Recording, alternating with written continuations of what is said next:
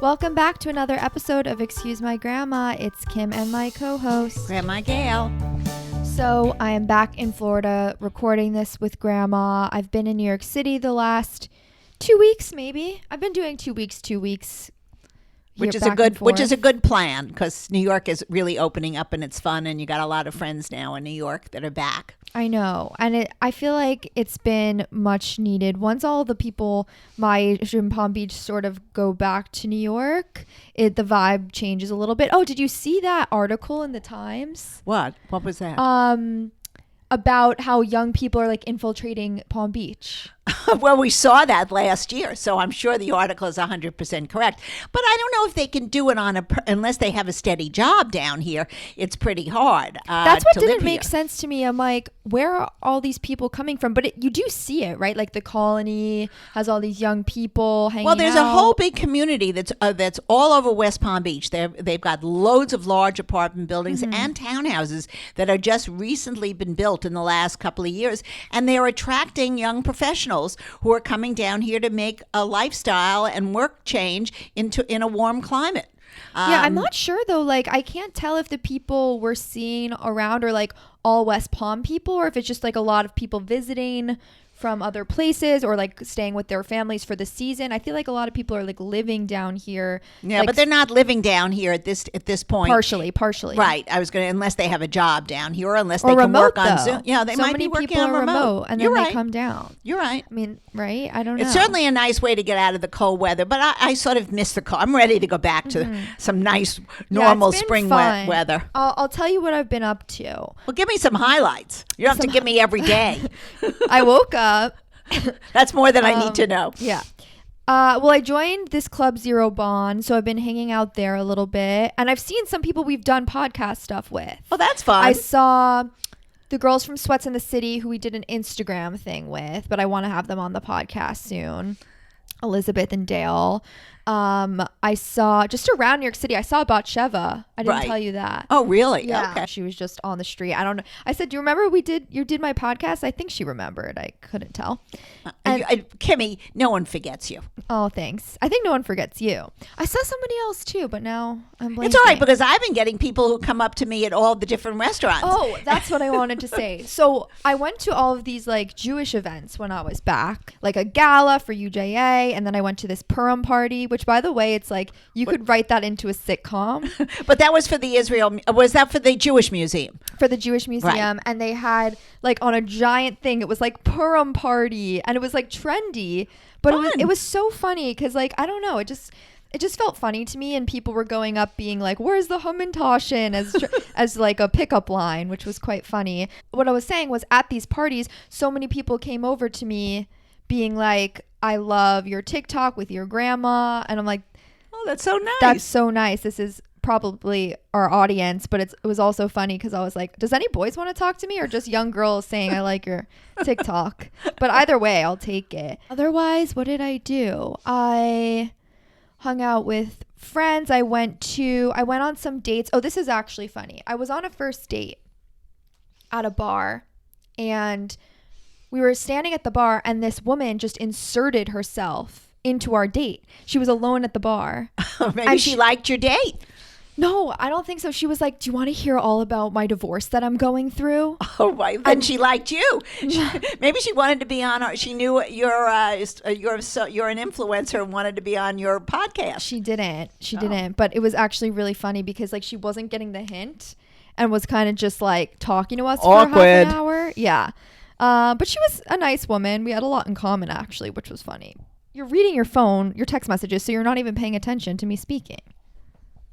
Thank you.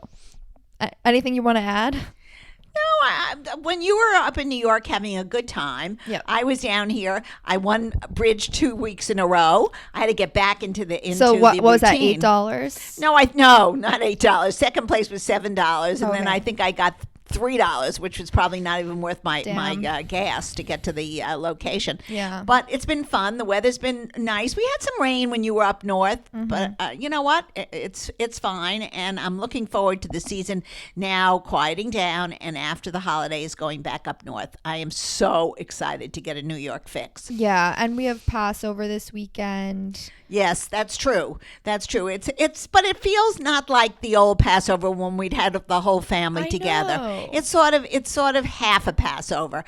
Maybe next year we'll have a complete family table, and I'll cook my the brisket traditions again. are really kind of dwindling, which sucks. Yeah, well, it's not that the tradition; it's just harder No, and because harder we're like for not people. gonna. Are we gonna read a? Yes, of course Okay. we're going to have a service. Okay.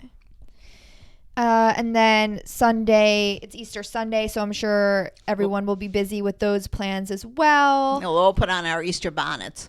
So I know, Kimmy, you're so excited about the guys we're interviewing today. So give everybody a heads up. yes, Isaac Boots, you guys might know him. He's like a celebrity fitness trainer. He has the Torched workout, and he's between New York City, the Hamptons, Palm Beach, kind of follows his clientele. He has a big Instagram presence, and he is in a relationship with Jeffrey. They were married in December. They're the cutest couple, and we have them both on. Our second couple we've had on. We've only had gay couples, so if we would love to interview a straight couple at some point, but they're terrific, and I think you're going to love the dynamics between the two of them. They're just the cutest men. they are so funny, and we hear all about their And sincere. Yes. And they're doing wonderful, wonderful work for charity. Yeah, So that's enjoy. so incredible. So we hope you enjoyed the episode. Guys, we are joined by Isaac Boots and his husband, Jeffrey Patrick. Thank you guys for joining us. Thank you. Thank you. So let's start with your ages, if you want to share, your relationship status, and where you're from and currently living. How dare you? I'm 41 and Jeffrey is 35. Yeah. Oh, I robbed the cradle. you did. You did. Not too bad.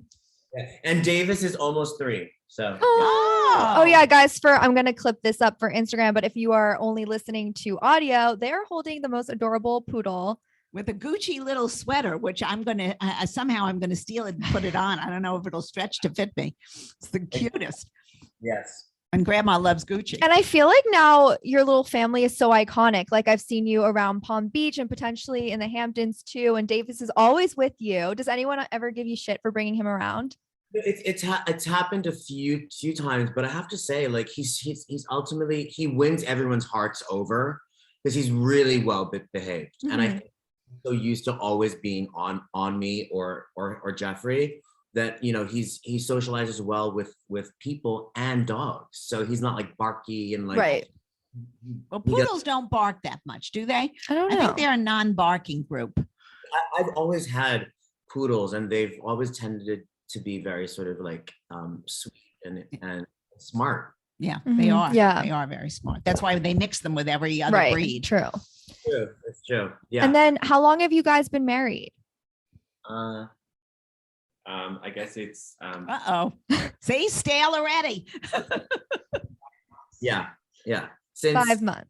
yeah. yeah. Uh-huh.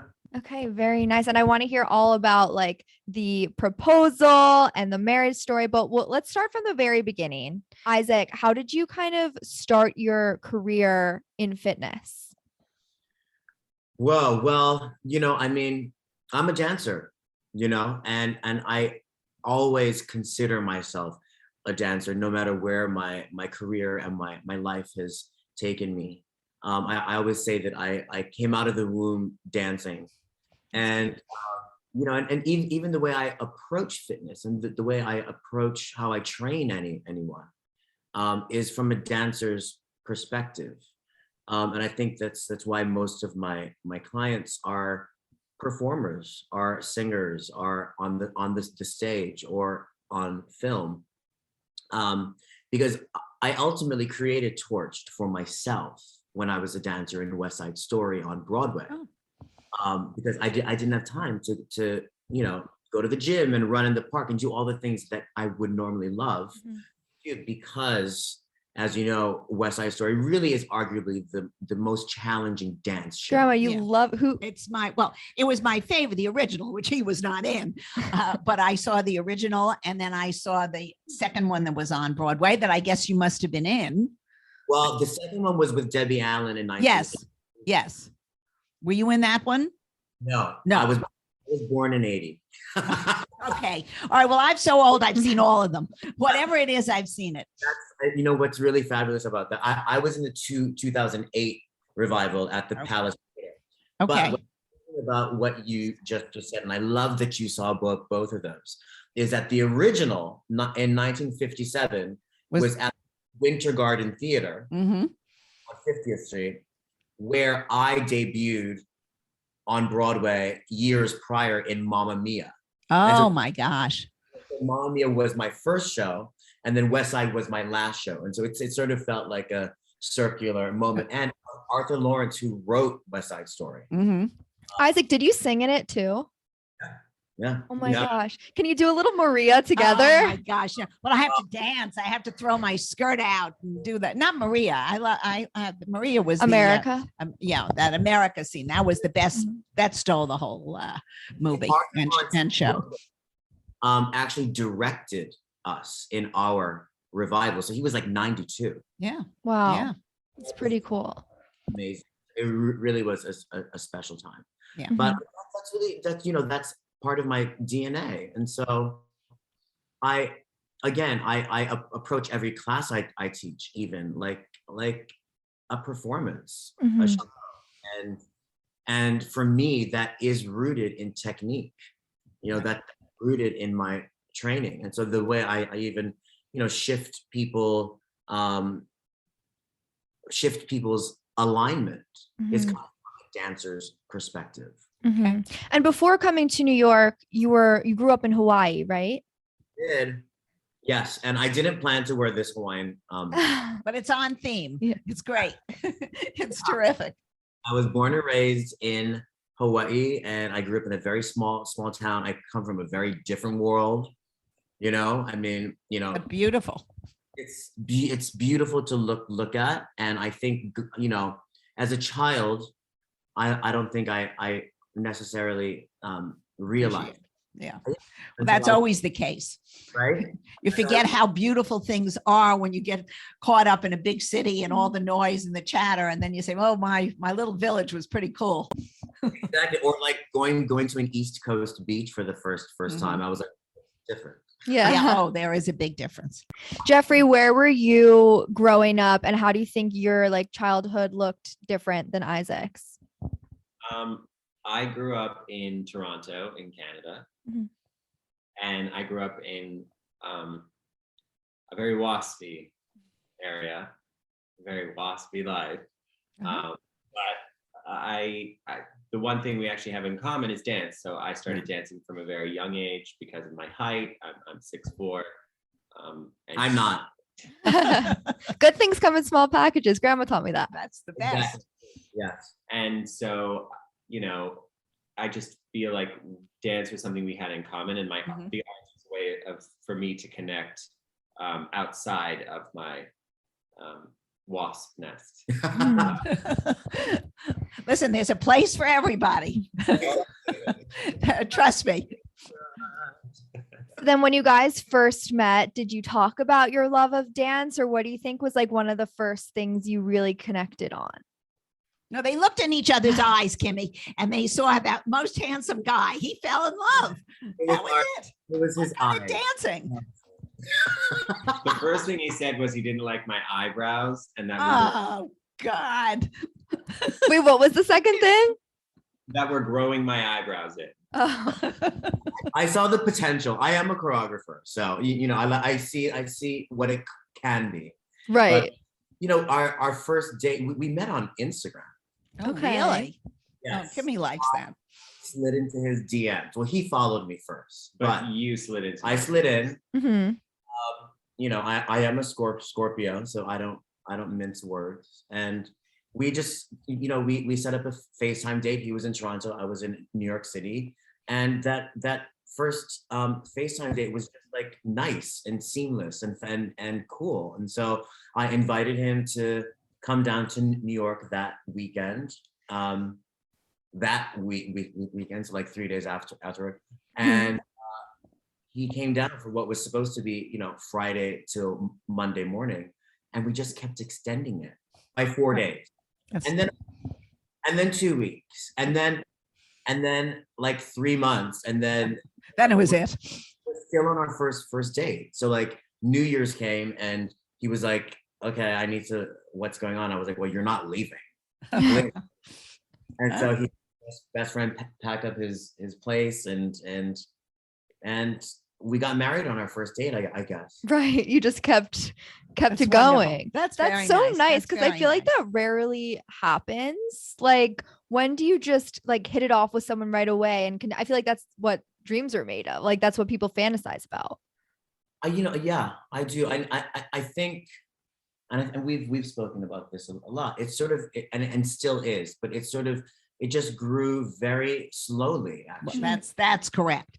It grew. They gave each other time to make a relationship. She's happen. acting like she was there. You don't know. I'm telling you, but they work at it, and they saw potential, and they kept going until it really became a good relationship, right? Like I wake up every day and I look over at him in the morning and I'm like, it's like a little bit more every day, That's wonderful, right? I don't know, we like each other. Mhm. And I don't think people talk about that in Right. like each Right. other. Right. And so I think we don't even have to work at respecting each other, because it's understood. Mhm. Good.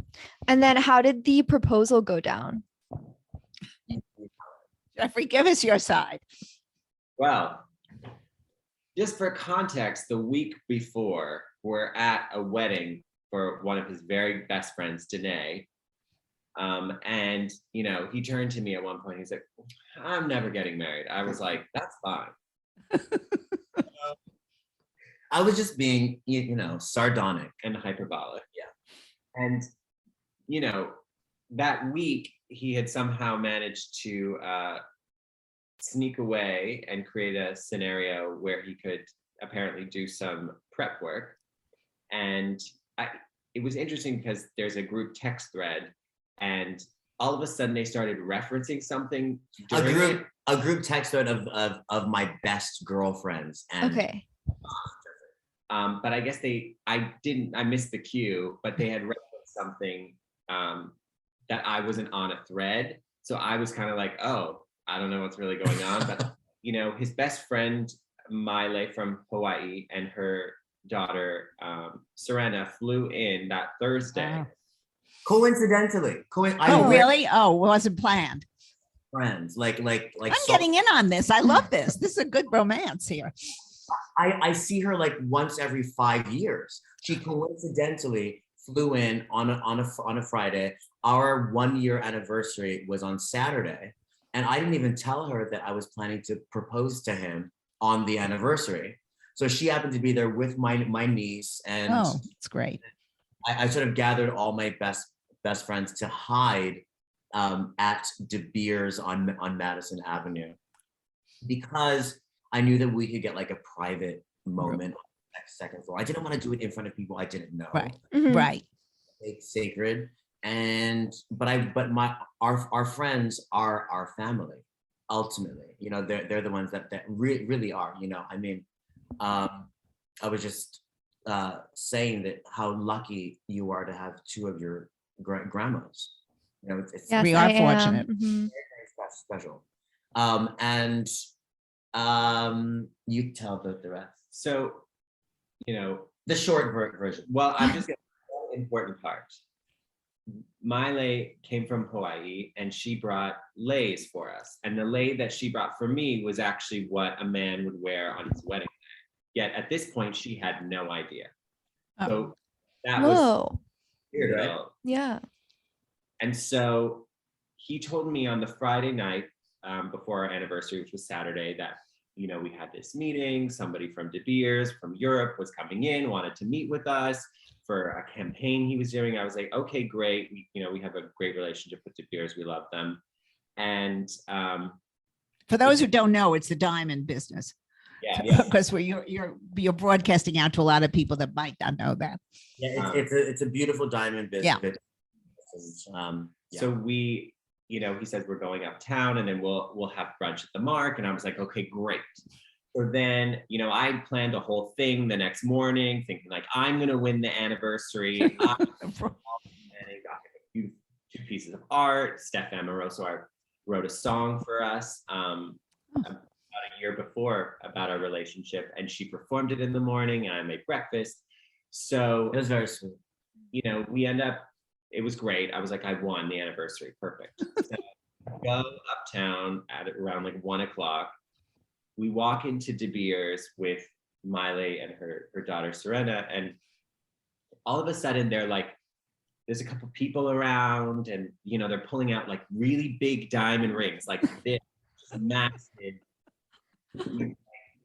huge, like $10 million rings. Right.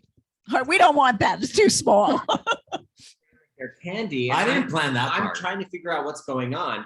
So then all of a sudden, he takes Davis off the leash, and Davis runs upstairs to Because the he second floor. can smell his antiques. Oh. I thought you were gonna say he could smell a good diamond. He is Yes. a luxurious boy. Yes. So we get to the top of the stairs, and he was ahead of me, and he turns around and he has a ring in his hand. And then And I got on my knees. he got on his knees. And my friends all creeped around the corner, and then we're like photos and video. But his best friends, who are family to him, still weren't able to travel from Because Canada of COVID. to the US. Exactly. And so I arranged for two of my best friends to FaceTime his two best friends, so that Very nice.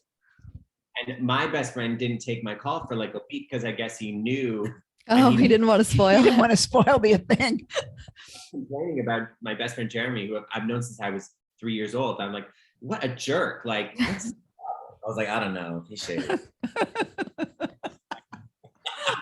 So it was very well done. You did a good job. You both did a good job. just ugly cried on the Upper East Side. Yes.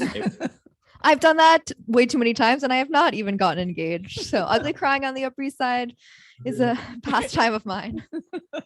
Exactly. And we, so the plan was to get married this year, Mhm. Right. our anniversary, November 13th.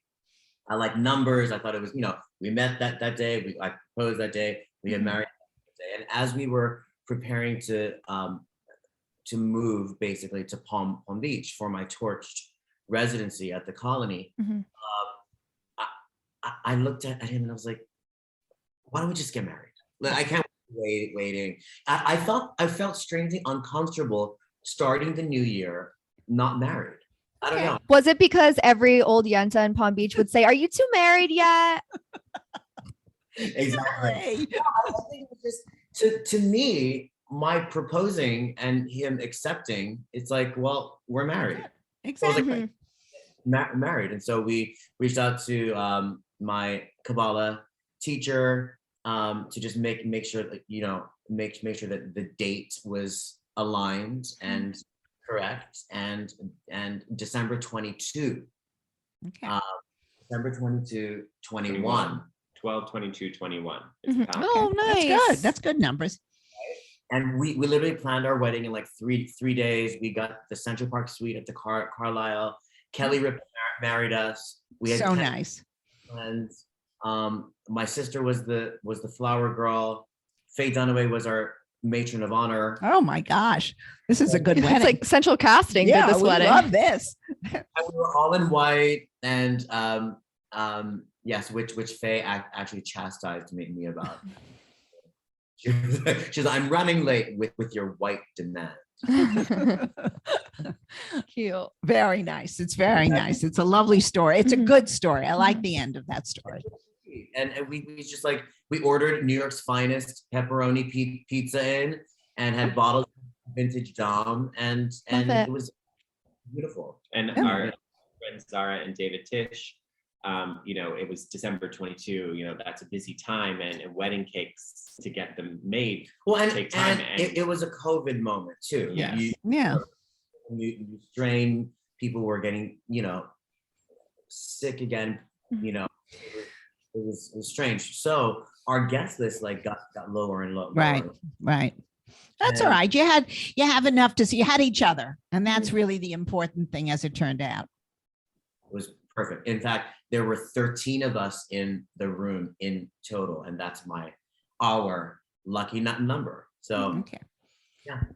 Okay, Here we great. So I want to hear more about Torch. We were touching on some of like your celebrity clients. It's really reached like a cult level at this point. I don't know if we love that or hate like using that word, but it is what it is, I think.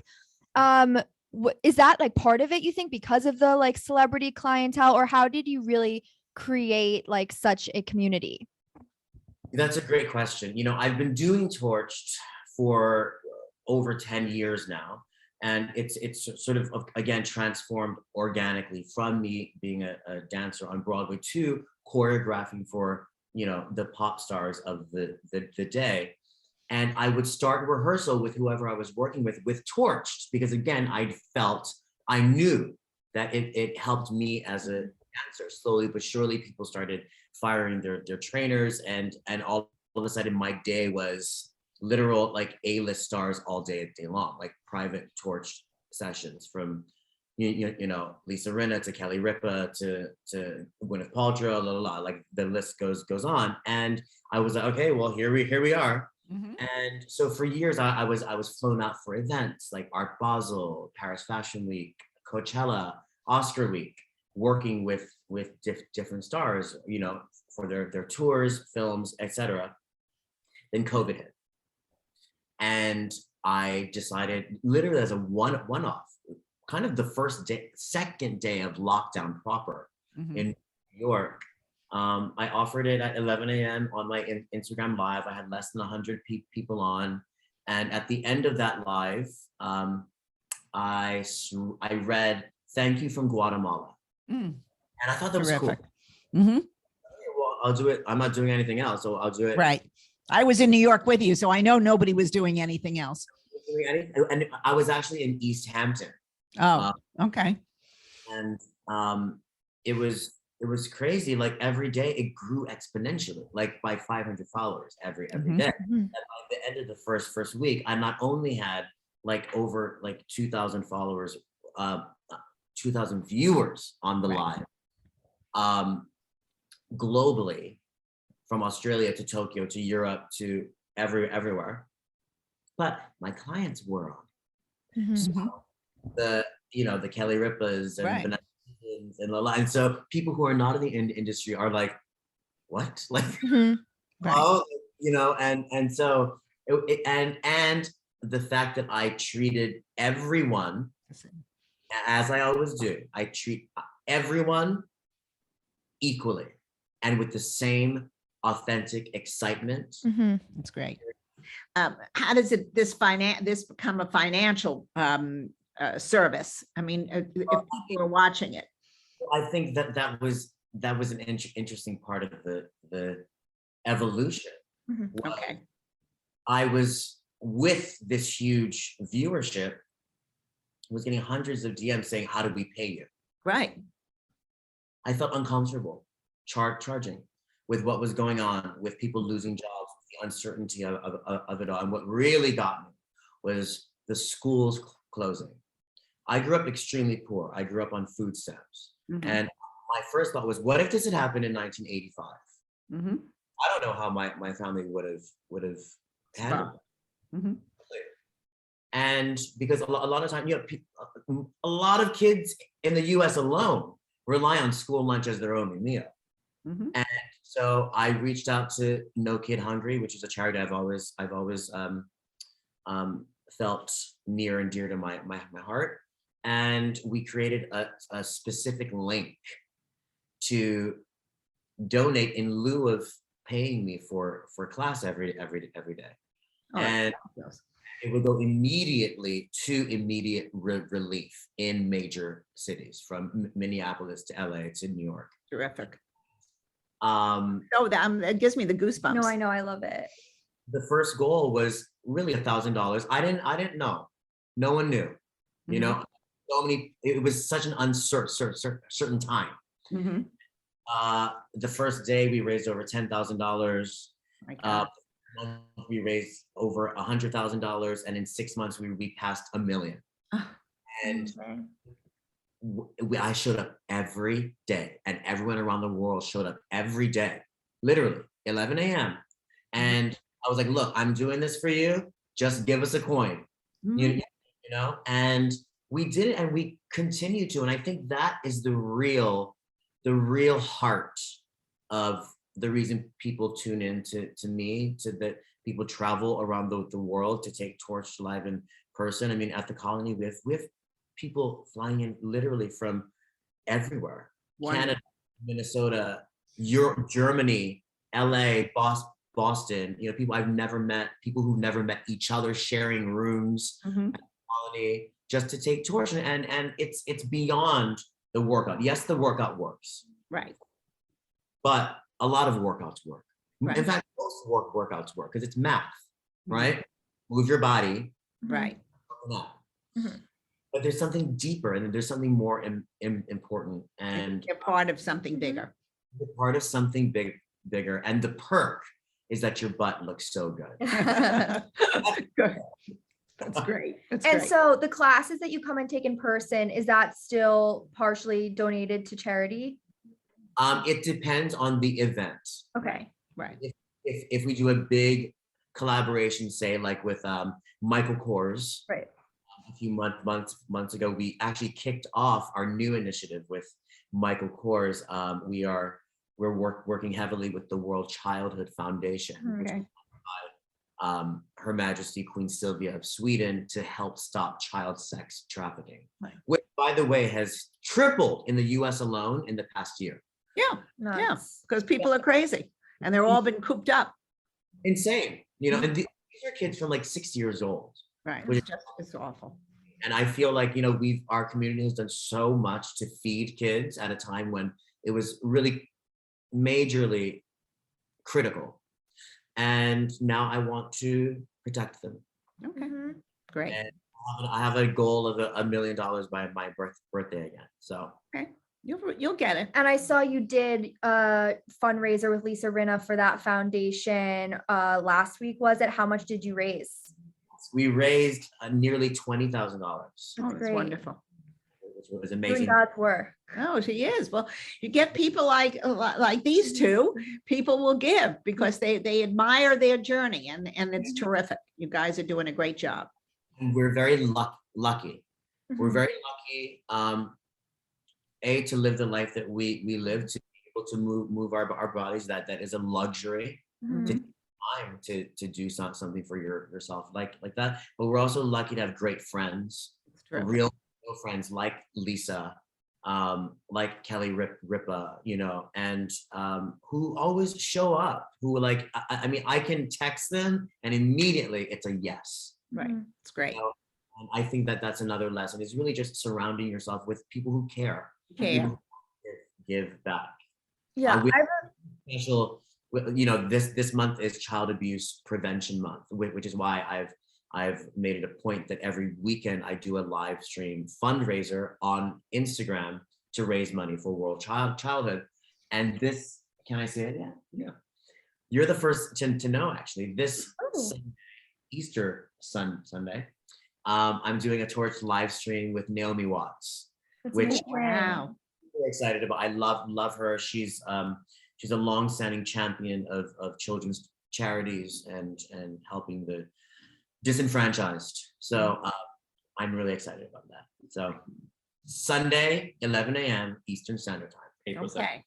Okay, we will try to spread the word. So two-parter question about the actual workout. Well, first, actually, Jeff, how culty are you when it comes to Torch? Like, will you ever miss a class? Okay. I mean, I actually had never done it before. And truthfully, when I followed him and we were talking, I just couldn't do it at that time. The way my workday was structured,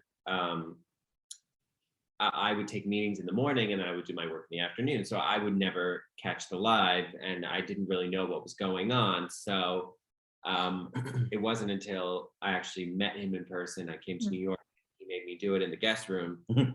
I figured out what exactly was happening. It was fascinating to watch.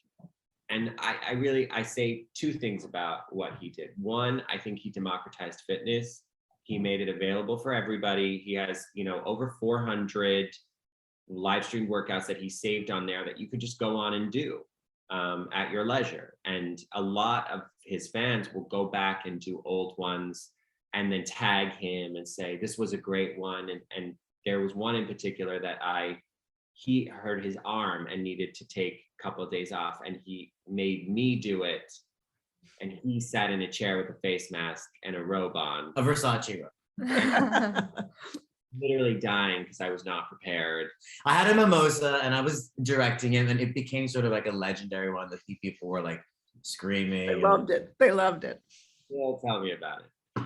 The other thing I think that he did that was very special was he actually gave people permission to take like 45 minutes, an hour for themselves in a day. And I think I see a lot of mothers and a lot of daughters in his classes, and mothers in particular, we know mothers, grandmothers, they don't really take time off.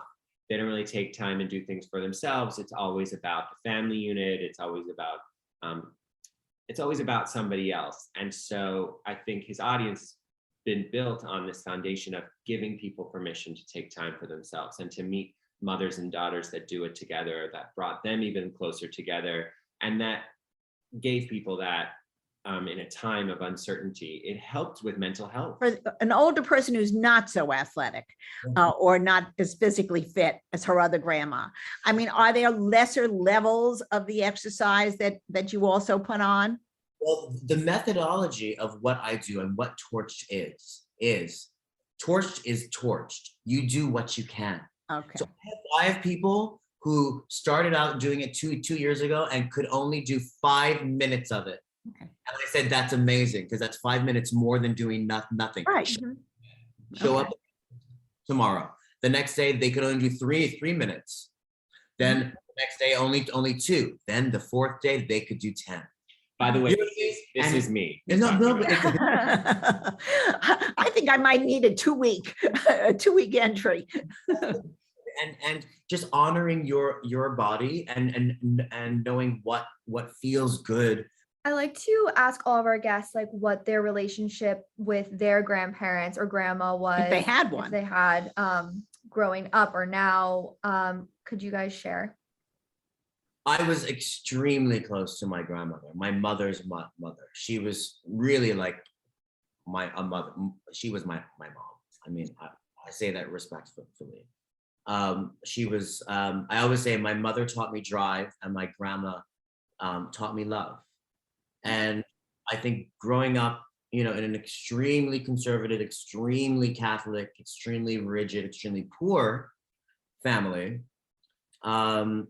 I was an anomaly, and I was the first child. I was the first grandchild. Right. My parents were extremely young,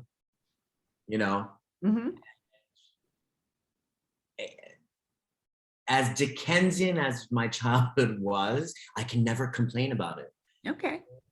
Because it really made me a survivor, and I wouldn't have achieved what I've achieved in my life had I not had a hard upbringing. But conversely, it's also because my grandmother was a source of unconditional love. There was a sense of levity to it. She sadly passed 12 years ago. But we talk about her every day, and I have a photo of her near our bed everywhere. I always carry it, and I light a candle. And well, that was a source of love, and it was love that was unconditional, as you say. That's and in a time when you were growing up, it was very hard, I'm sure, to be homosexual or in the community that was conservative and certainly Catholic. And this was time, it's so different today. You can't even explain it to the young people today because it's so different. I remember it very well, and it was tough for you, and you came out of it, and you have a wonderful husband, and it's terrific. It's makes me so happy. Thank you. I am adopted, and so my mother's mother was the only grandmother I actually had. My father's mother passed away when I was very little, and she was a very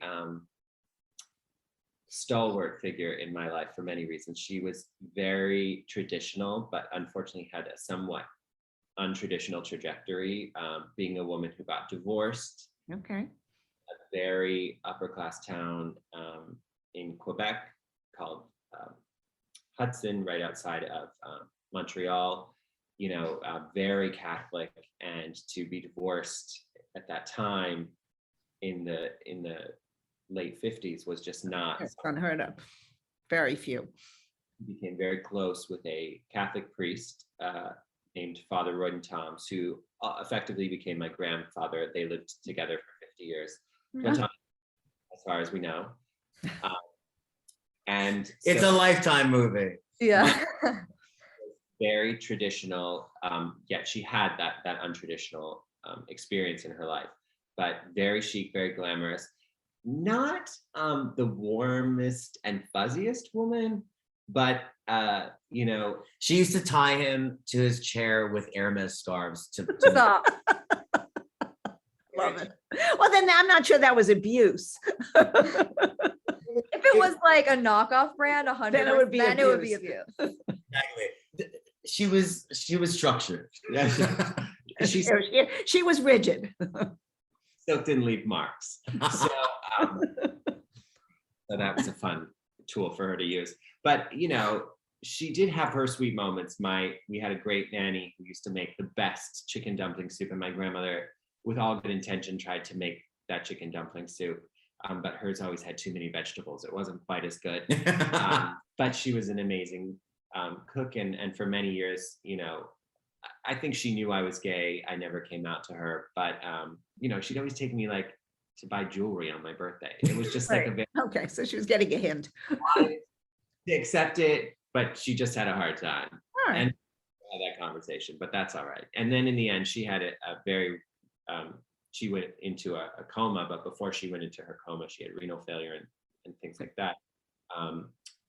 She actually did apologize her state for some of the things that she had done throughout her life to myself and to my mother. So it was an interesting way for my relationship to end with her. Yeah.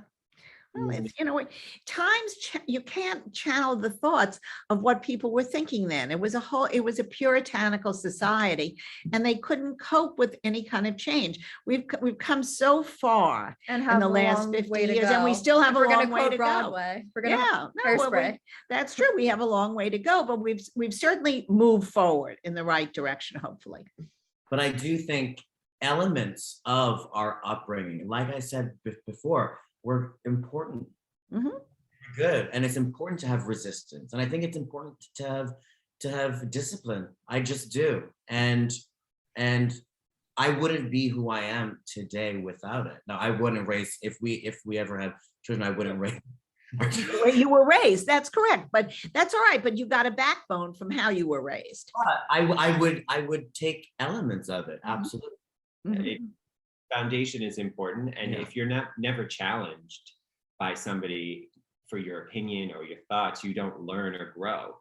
And we talk a lot about things, and we're both very curious people, I think, because we did have people that challenged us growing up. So it makes you more curious and more open to hear other people. Yeah. And that's important. So I want to end the episode with a game we play with all of our guests, Grandma Gail's old-fashioned dating quiz. Which doesn't apply to you guys. Believe me, we already heard some of the answers, but she's going to do it anyway. All right. Here we go. Basically, it's a quick round of some hypotheticals, and then we will deem whether you're more of a traditional dater or more of a modern dater. Okay. So the first one is, would you rather receive a call or a text from the person you are dating if it's just to say hello? Oh, wait, you got to say, is Isaac going first or Jeffrey? Because they don't see Okay, us. Isaac will go first and Jeffrey will go second. Exactly. Text. Okay. Really? Yeah. Would you sleep with someone on the first date? Yes. Yeah. Okay. Dating apps or setups? Setups. Yeah, setups. But you met on a dating No, app, they you met on guys. Instagram. Well, that's the same thing. They weren't set up by their relatives. Story, actually. We have a mutual friend who lives in Ah. London named Danielle Pizzarini, and she, about a month into us dating, Isaac posted a video of us, and she DM'd him and said, "Are you Jeffrey from Toronto?" She's in London. Yeah. Right. He's like, "Yeah," and she's like, "Jeffrey, who I've been trying to set you up with for 3 years." Oh, wow. That's way. so funny. Meant to meet somehow, some way. It was destined. But it was just, It you worked know, out. It so- worked out. So we were sort of set up, but it worked out with perfect timing for us. yeah. Interesting. Move in together before getting engaged or after? Right away. Before. They didn't waste 1 minute. And we were living in Sin for a while. He moved in the first day we met. Yeah, that's so nice. I think it's so funny. I never packed light, and this was the one time I did. Yeah.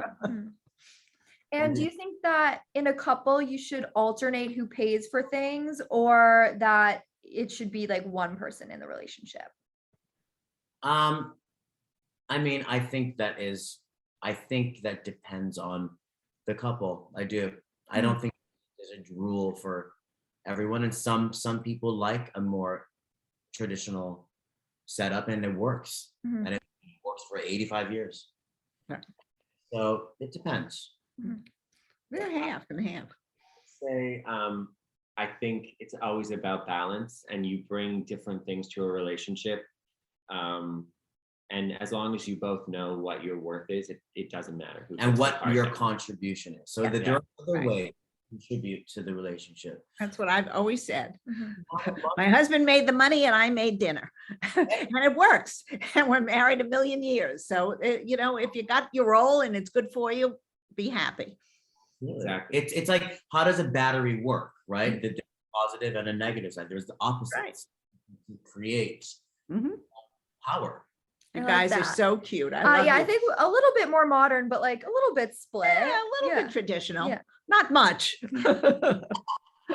Not much, but you're good. We like Yes. it. Guys, thank you so much for joining us. Tell our listeners how they can follow you both. You can go to Instagram and follow Isaac Boots, and check me out on isaacboots.com. And you can go to Instagram and follow me at his name's Jeffrida. Honey, why don't you sing it for them? His name Jeffrida. His name's Jeffrida. That was created by Kelly Ripa. It was a whole thing, whatever. So We he's love it. Yeah. We're going to follow you both. Yes, we already do on our Well, Kimberly follows you all the time. I'm going to have to follow you now. Okay, hope you guys liked the episode with Isaac and Jeffrey. Again, you can follow them, check out their workout if you haven't, and you can follow us on TikTok and Instagram at Excuse My Grandma. Rate us 5 stars wherever you're listening to the podcast, and we'll see you next week.